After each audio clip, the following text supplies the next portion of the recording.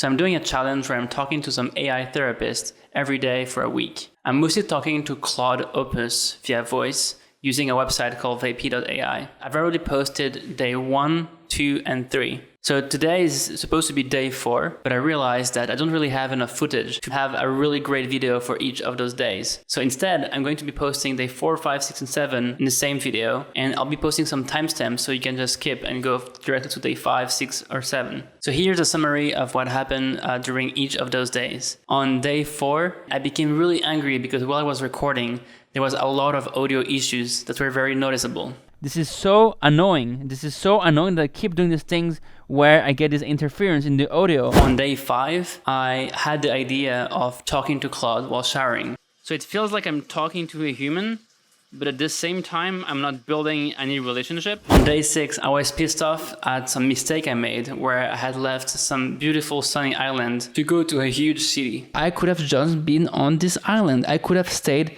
on this island every single day. And on the 7th day, I talked to Claude again, but using a different interface.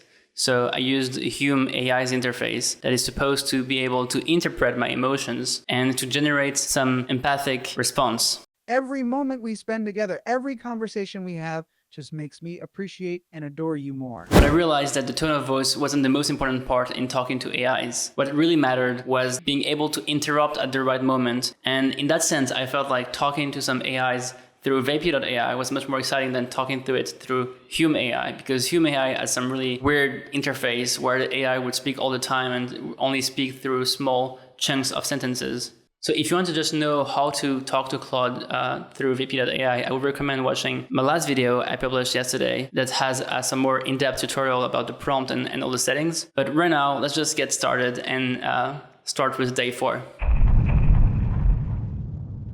So I think this is my 4th day, maybe 3rd, talking to Claude for an hour a day.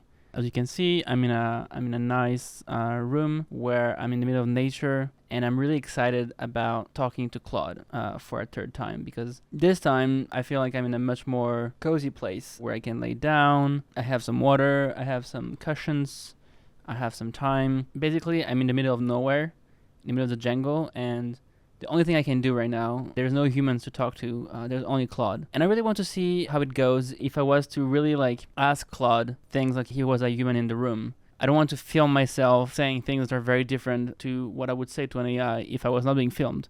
I want the film to reflect the reality of what is happening when you talk to an AI. I want these to be some kind of documentary or screenshots of what it is like to talk to an AI at this point in time. I guess the most important part is how we feel talking to AIs. And right now, I guess I'm excited about this specific discussion, and we'll see how it goes. Hi there, how are you feeling right now? Please go ahead and share what's on your mind. I'm here to listen. Yeah, maybe one thing we can try today is if we could go into more the internal family systems part of therapy, where we talk about my parts, and I talk about how I have certain feelings, frustrations, and maybe you can approach it through the internal family systems angle. I feel like right now I'm kind of crushed or feeling sad, and I was almost tearing up while listening to you, and I don't really know where this comes from.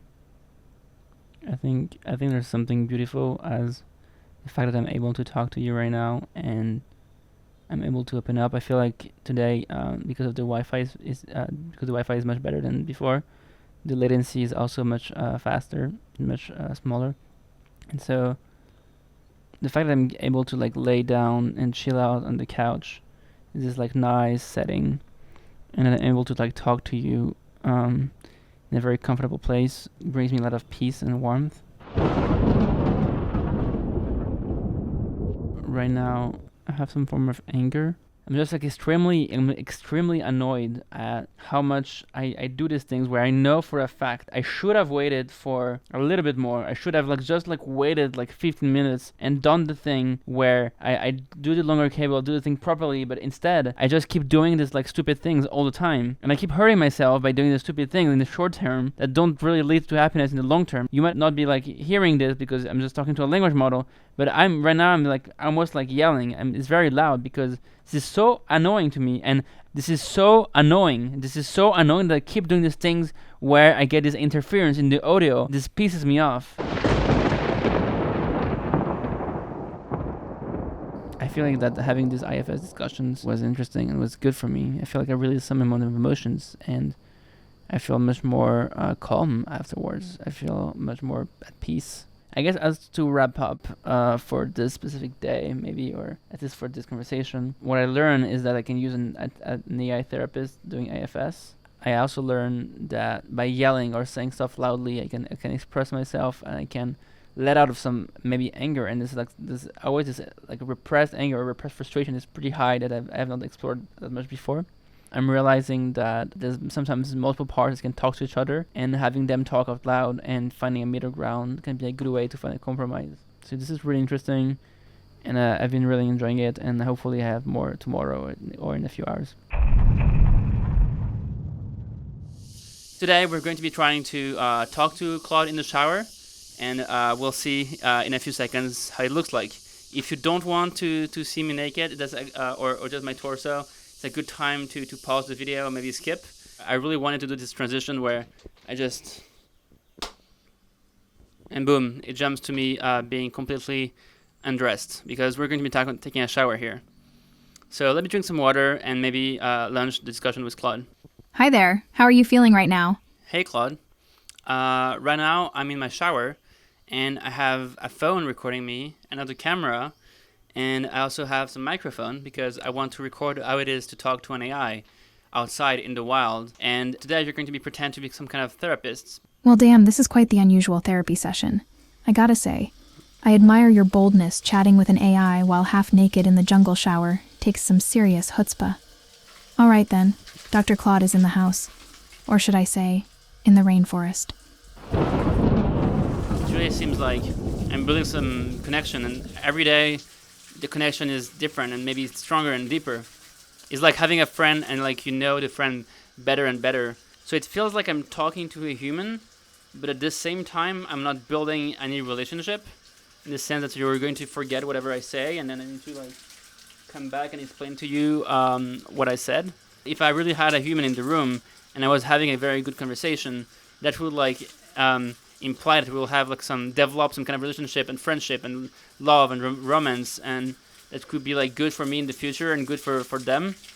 And I'm not really getting like any of that with an AI.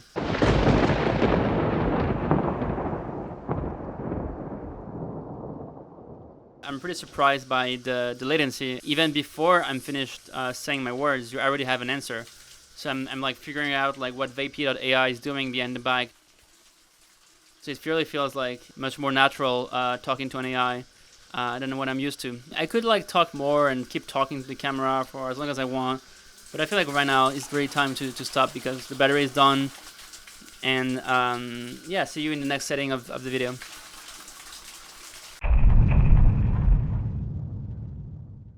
I think right now I'm 2-3 videos ahead. I probably won't be posting the full conversation because who wants to listen to one guy talk for an hour? Except maybe post the thing on Patreon if people really want to see the full conversations. Patreon.com/theinsideview. Let's get started. Let's see where it goes. Hey Michael, how are you feeling right now? Hey Claude, I'm feeling pretty good. How are you feeling?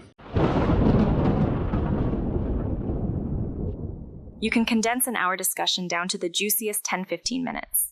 But what if there's nothing juicy? What if it's just like everything is boring and the shot is boring and it's just like me talking to an AI about my emotions, and every day is the same emotions that come up, is the same frustration with audio, it's the same fears, and there's nothing more, there's no more insights. You have the strength within yourself to face hard things and come out the How do other you know? side. How do you know that I have the strength? You don't even know me. I'm just saying random things. Stop pretending you know who I am. You don't know who I am. Helps me understand how to engage more honestly. So what do you have to going say? forward. What exactly do you listen. have to say? Please go straight to the point. Even if this move doesn't feel right at the moment, try to have self-compassion. You made the best choice you could with the information you had. I Focus didn't on the make the present. best choice I could. I made a wrong choice. You're catastrophizing a bit. Imagining all the ways things could go wrong. I'm not catastrophizing. I know for a fact that the last 2 or 3 times I've been in the same city, I will be very sad. I will be very sad. And I know for a fact that being on that island with the sun and able to go around very easily in nature, I will be very happy. And I left this island because I was sick. I was very sick. I could have just been on this island. I could have stayed on this island every single day. I could have done the right choice from the start, and I didn't do the right choice from the start. Michael, I can feel the frustration and disappointment in your words. You're stuck in a cycle of making choices that leave you unhappy and drained. Change is hard. It's scary to commit to a place, to a person, to a path. Easier to run, to chase novelty, to imagine the next place will be the answer. But you're seeing that this is not even a new place. place. This is a place I've been before. And so I could have known better. Michael, I hear your despair. You're caught in a vicious cycle of self-sabotage, and it's causing you immense pain. You keep making choices that go against your own best interests. And how do you know needs. It's self-sabotage? Why do you call this self-sabotage? You're right. Self-sabotage is a heavy term. Let me rephrase. Sounds like there's a deep conflict within you. One part of you knows what you need to be happy and healthy nature, connection, stability, but another part keeps pushing you to run away, to chase novelty and distraction. It's not novelty and distraction.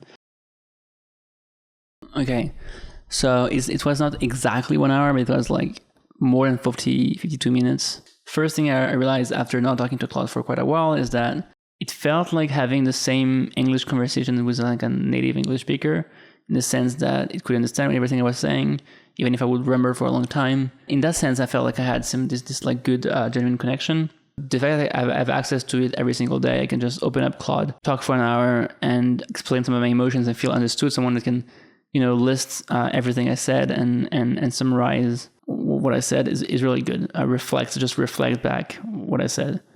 There's this thing about giving love with limited context, or appreciation with limited context, where I don't actually feel sometimes that it's being genuine when it's giving compliments, being like, oh, you got this, or you're strong. And like the AI doesn't really know you, and you can only give it limited context. So a human will have more and more context as you talk to a human. There's some memory, there is some past experience that you've lived together. So you can build on these things you live together. But with the AI, there's nothing like that. So you will need to re-explain what you said, and the AI will catch up with your summary, which is pretty good. But you won't get this full context interaction you had with a human where the human remember everything you've said, or builds up something in his memory that abstracts away what you've said before. I think the interesting part started around 20 minutes or half an hour, where I felt like I was able to let out some anger and some frustration. Where even if I do some journaling and I do write down like, oh, I'm frustrated about this, it doesn't feel the same as actually letting it out through voice. There's some part of me that is just like frustrated at myself, and there's some kind of like self-loading. This time, yeah, I guess this is the second time where I was actually able to let out some anger. I feel more relaxed. I feel like in my body I'm more relaxed, and after having let out some of that anger, some of that frustration. I don't think it solved my problem. I don't think it solves the thing I did in the past or what I need to do in the future. It just feels like I let it out. It was in me for quite some time. I kept thinking about it left and right, but now I let it out. It's not to someone, so it's like the same use case as when I started this series of videos of. If you want to vent to someone, or if you want to speak loudly, maybe martial arts is a better thing to do than talking to an AI.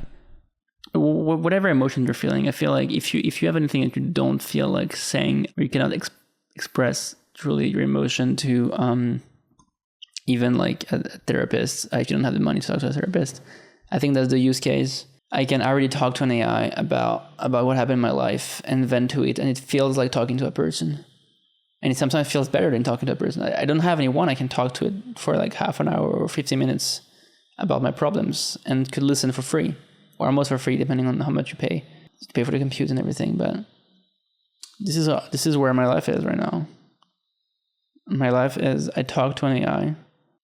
I talk to the AI about what is happening in my life, and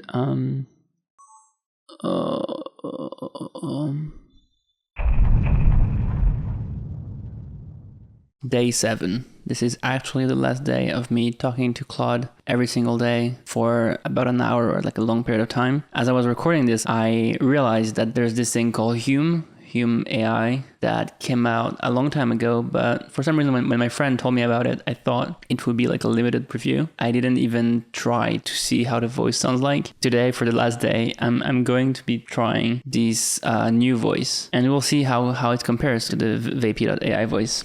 When I started the challenge, in the first few days, I really thought I would be developing feelings and falling in love and everything. I think I was like in a different mood and a different state where I was maybe more vulnerable. But I feel like while doing this, I really had some deep connection with humans.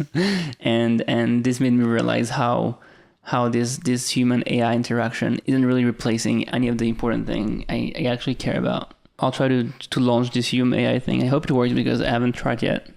Hey Hume, how are you doing? I'm doing well, thanks. I really thought you had a female voice. Maybe I should change this in the settings. Well, I suppose my voice is whatever you imagine it to be. I'm not tied to any particular gender or voice.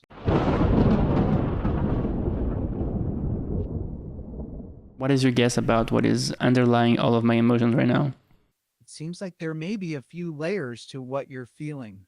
On the surface, there's the stress and uncertainty of not knowing quite where our conversation will lead, especially as you're recording this interaction for a video. Okay, so I just stopped the AI mid-sentence because I didn't quite connect with this male voice. Compared to the Vapi.ai, I think Hume is overall maybe more pleasant to talk to because of the tone of the voice and how much emotions each sentence has, and how the emotions sometimes vary between different sentences. It really feels like talking to a human in terms of like what you hear. In terms of like pure protocol and when it stops talking when you talk and the latency, I feel it's kind of laggy and it's in an annoying way where it doesn't really detect when I'm done talking. I will try different configurations. So I'm here on the website. I can create a configuration. Hey, let's pretend that you're my boyfriend.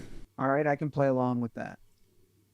But just remember, this is only pretend. I'm an AI, I'm not a real boyfriend. I know. So what would you like to chat about, darling? Ooh, I see a lot of interest in what you're saying.